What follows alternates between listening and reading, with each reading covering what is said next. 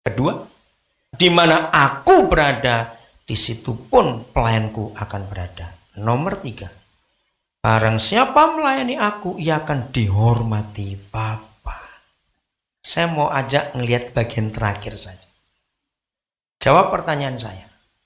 Kalau sampai kita sebagai pelayan-pelayan itu dihormati oleh Bapa, ada nggak kuasa apapun bisa mengganggu gugat, menyalakan, menggoncang pelayanan kita? Ada tidak? Tidak. Kalau saudara dan saya sebagai pelayan Tuhan, ternyata Bapa menghormati kita, percayalah dan diamlah. Kalau diapa-apakan orang, diam. Nanti Bapa akan bela kita sendiri. Karena dia menghormati kita. Betul? Nah, sekarang bagaimana supaya kita dihormati? Maka itu mengapa dari perjanjian lama sampai perjanjian baru, Tuhan terus pesan, jangan cari hormat manusia. Jangan cari hormat manusia, betul tidak? Ternyata ada ayatnya ini. Kenapa kita nggak boleh cari hormat manusia? Karena Papa yang menghormati kita. Ya sudah, kalau tahu ada Papa menghormati, lebih baik saya milih dihormati Papa daripada dihormati manusia. Karena manusia seringkali munafik. Bisa baik hari ini, bisa lupa besok. Tapi kalau Papa tidak. Ini syaratnya. Saudara, saya itu sudah punya izin tinggal di Australia. Saya sudah punya PR. Tahun 91 saya kembalikan ke pemerintah Australia. Karena ketika saya dipanggil Papa untuk ke Papua, saya sudah punya izin tinggal enak di Amerika, di Eropa saya sudah gampang untuk pergi. Ketika Papa berkata, Daniel, aku mau kamu ke Papua. Saya nggak pakai bantah ABC, enggak, saya nggak pakai doa dulu, tidak. Saya berkata siap.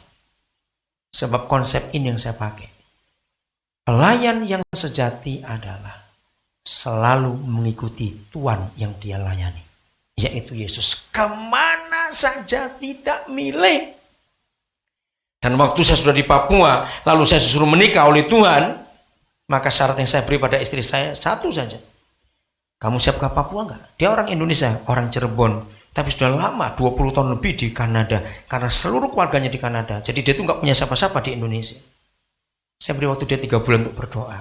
Kalau memang ini jodoh, berarti kamu siap ikut saya. Enggak ke Jakarta, tapi ke Papua. Tinggal di sana. Saudara, dan itu sungguh luar biasa. 3 bulan dia jawab. Baik. Saya masih ingat, saudara, pertama kami ke sana. Waktu saya bangga. Dia itu kalau tidur, saudara, karena tempatnya kotor. Waktu itu kami belum punya rumah, belum punya tim. Saya ajak dia ke Wamena, ke Biak, ke Solo. Bahkan saya begitu radikal. 17 Agustus saya menikah. 18 saya bawa langsung ke Wamena dia. Orang-orang marah kepada saya. Gila kamu. Mosok kawin 17, 18 berangkat ke Irian. Enggak ke tempat lain. Enggak. Itu saya perjanjian. Enggak mau, batal. Saya sudah bilang begitu kok sama dia. Dan dia sudah mau. Nah, kenapa dimarahi? Kalau dia enggak mau ya saya dimarahi pun dia mau. Saudara, kalau dia tidur di losmen, kami belum punya rumah. Kami bukan hotel, losmen. Itu kalau saya terbangun malam lihat dia tidur, saya tuh bangga. Tuhan terima kasih. Ini tidurnya dia. Dia punya handuk agak besar. Itu digelar di atas tempat tidur, di atas spray itu. Itu dia tidur meringkuk, nggak gerak sampai pagi. Itu yang saya, Tuhan terima kasih, aku nggak salah kawin. Terima kasih. Tahun 93 itu, saudara, kami dari Serui mau ke Biak. Serui Biak itu cuma 16 menit terbang. Tapi 3 hari nggak ada pesawat. Nah, nggak ada sih, kalau diberitahu nggak ada, nggak apa-apa. Inilah kurang ajarnya merpati itu. Kami tiap pagi suruh tunggu di bandara. Tunggu 4 jam, pulang lagi, nggak ada. Besok balik lagi tunggu 7 jam, tidak ada juga. Hari ketiga dia nangis.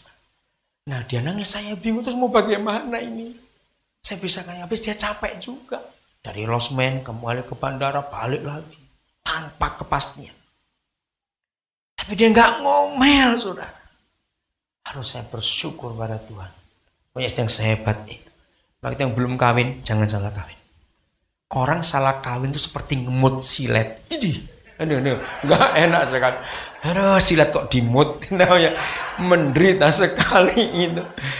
Orang yang salah kawin itu seperti orang pakai sepatu yang sebelah ada kerikil kecil tapi nggak bisa dikeluarkan. Terus dipakai jalan tiap hari. Betapa menderitanya. Yang sudah terlanjur tidak boleh bertobat, lanjutkan. Yang belum kawin, berbahagialah kamu karena kamu dengar firman hari ini. Amin. Oke, saya lanjutkan masalah ini. Nah, kenapa saya cerita ini, saudara? Saya akan uraikan. Ternyata ada 4 macam hamba Tuhan. Catat, nanti saudara nilai, saya termasuk yang mana ya masing-masing. Semuanya sama kriterianya. Kalau hamba Tuhan yang benar-benar hamba Tuhan adalah selalu mengikuti Yesus. Yang kedua, di mana ada Yesus, di situ dia ada. Yang ketiga, Bapa menghormati dia. Nomor 2 adalah hamba organisasi. Sama. Hamba Tuhan yang hamba organisasi adalah hamba Tuhan yang selalu ngikut di mana ada organisasinya. Kalau di situ tidak ada, dia buat baru lagi yang sama organisasinya. Itu hamba Tuhan organisasi. Saya nggak mau disebut itu. Jadi di mana ada organisasinya, di situ ada hamba Tuhan organisasi itu. Maka yang ketiga, karena dia loyal kepada organisasi, sinodenya menghormati dia. Sama bukan? Nomor 3, hamba Tuhan yang adalah hamba uang. Sama. Hamba Tuhan yang adalah hamba uang adalah di mana ada uang, di situ dia ada. Kalau nggak ada duit, dia nggak mau ke situ. Betul sama bukan? Hamba Tuhan yang hamba uang selalu mengikuti. Pokoknya ada uang, dia ikut. Nggak ada uang, dia nggak mau ikut. Sama yang ketiga. Karena dia hamba Tuhan adalah hamba uang, maka penghormatannya adalah penampilannya. Mobilnya harus ganti setiap setahun kali. Bajunya harus bermerek, kalau nggak panuan. Wih, keren betul hamba Tuhan. Sepatunya harus Italia, kalau nggak cantengan. Aduh, celaka sekali kalau begini. Jadi penghormatannya karena penampilannya. Karena uang jadi ukuran. Bisa ngerti contoh ini? Kalau dia nggak tidur di bintang 5 hotelnya, naik pesawat nggak mau ekonomi, harus first class. Karena penghormatannya adalah uang itu. Ini semua masih lumayan. Yang nomor 2 dan nomor 3. Yang nomor 4 ini paling celaka. Hamba Tuhan yang adalah hamba istri. Banyak loh ini. Nggak dengar. Hamba istri. Nah gitu loh supaya tahu. Kenapa? Karena hamba Tuhan kayak begini tuh selalu istrinya nyetir dia. Pak, jangan nih tempat minus pak, anak 3, nanti sekolahnya gimana? Jadi istrinya ngatur dia. Hamba Tuhan yang adalah hamba istri adalah selalu ikut apa kata istri. Maka yang menghormati cuma istrinya saja. Bukan Tuhan menghormati. Saya kenamu banyak hamba Tuhan hamba istri. Nah, waktu saya mau menikah sekarang, ada beberapa ayat khusus saya beri pada calon istri saya. Salah satunya ini, ayo baca rame-rame.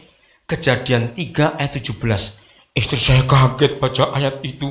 Maka itu saya bilang, kalau kamu sekawin dengan aku, hati-hati dalam ngomong. Saya bilang. Kejadian 3 ayat 17.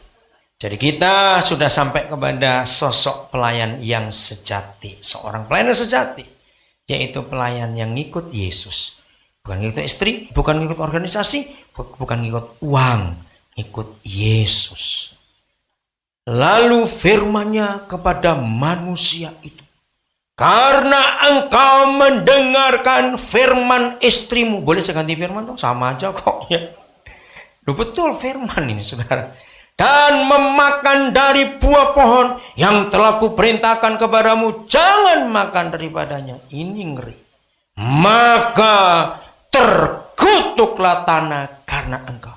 Saya nggak usah baca seterusnya, menakutkan. Tapi saya uraikan.